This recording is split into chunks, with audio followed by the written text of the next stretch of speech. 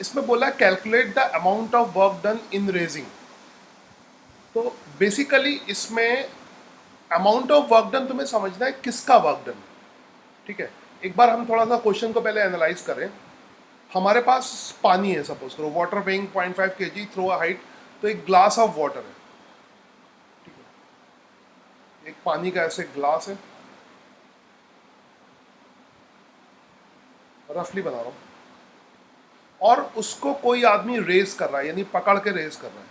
तो I just try to make some fingers like this, not exactly ये। He is raising, ये जो red है ही इज रेजिंग, ये ऊपर की तरफ फोर्स लगा रहा है ऐसे, इस पे अपवर्ड डायरेक्शन में फोर्स लगाएगा, ऑब्वियसली फ्रिक्शन फोर्स लगेगा वरना ग्लास नीचे की तरफ। तो ये आदमी ऊपर की तरफ फोर्स लगा रहा है। ठीक है, इसका जो वाटर का मास है वो 0.5 kg है, 0.5 kg है, and throw a height 20 centimetre. Race कर रहा है ना, रेस कर रहा है, एंड तो डिस्प्लेसमेंट अपवर्ड डायरेक्शन में है ना। Displacement in upward direction, D अगर डिस्प्लेसमेंट ले लें, कुछ भी लो, डी डिस्प्लेसमेंट है, दैट इज 20 सेंटीमीटर। 20 सेंटीमीटर मतलब 0.2 मीटर। ठीक है, जी की वैल्यू दे रखी है 10 मीटर पर सेकेंड उसका। अब यहाँ पर सबसे बड़ा सवाल है कि ये अमाउंट ऑफ वर्क डन कौन सा है, नेट वर्क डन है या work done by gravitational force है, क्योंकि ग्रेविटेशनल फोर्स तो नीचे की तरफ लगेगा। ठीक है, तो उसका वर्क डन नेगेटिव होगा, ये आदमी ऊपर की तरफ फोर्स लगाएगा, उसका वर्क डन पॉजिटिव होगा। तो ये amount of work done in raising, जब भी ऐसा हो तो इस लैंग्वेज से एक ये मतलब होता है कि work done by this man, है ना, amount of work done in raising.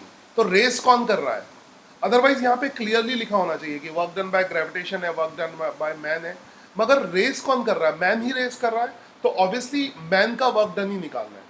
ठीक है, तो amount of work done by man निकालेंगे, यानी वर्क डन ये जो फोर्स लगा रहा है, और रेस करना है, इसको मूव तो कराना नहीं है, तो ये फोर्स का वर्क डन निकालना है, तो इस फोर्स का वर्क डन निकालना है एक्सटर्नल एजेंट, तो एफ इंटू एफ डी, और एंगल तो 0 डिग्री है, कॉस थीटा 0 करोगे तब भी उतना आएगा।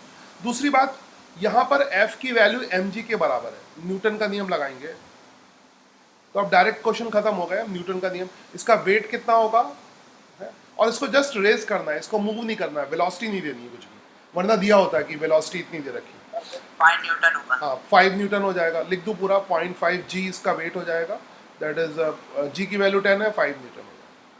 ठीक है, तो एफ की वैल्यू अब यहाँ पे, क्योंकि net force in Y direction is 0, क्यों, इसको कांस्टेंट वेलोसिटी से या तो स्लोली रेस करना है, दो पॉसिबिलिटी है, तो बहुत स्लोली है या वेलोसिटी कांस्टेंट है। वो प्रैक्टिकली अंडरस्टूड है कि जब हम रेस करेंगे तो वेलोसिटी नहीं दे रखी, तो वेलोसिटी कांस्टेंट एज्यूम करेंगे। तो फिर यहाँ पे F into force into displacement कितना हो जाएगा, फोर्स हमारा हो गया 5 न्यूटन और डिस्प्लेसमेंट कितना हो गया हमारा 0.2, तो 0.2 से मल्टीप्लाई करें। ठीक है, तो ये आ जाएगा work done by force F is equal to 1 joule, 1 joule. ऐसा ही सिस्टम है बाद में, वैसे तो यहाँ भी यूनिट रखी जाती है, मगर लास्ट में तो रखना ही रखना होता है, और कोशिश करो कि यहाँ भी यूनिट लिख दो तो अच्छा है, न्यूटन और 0.2 मीटर, तो और इम्प्रेसिव होगा वो। ठीक है।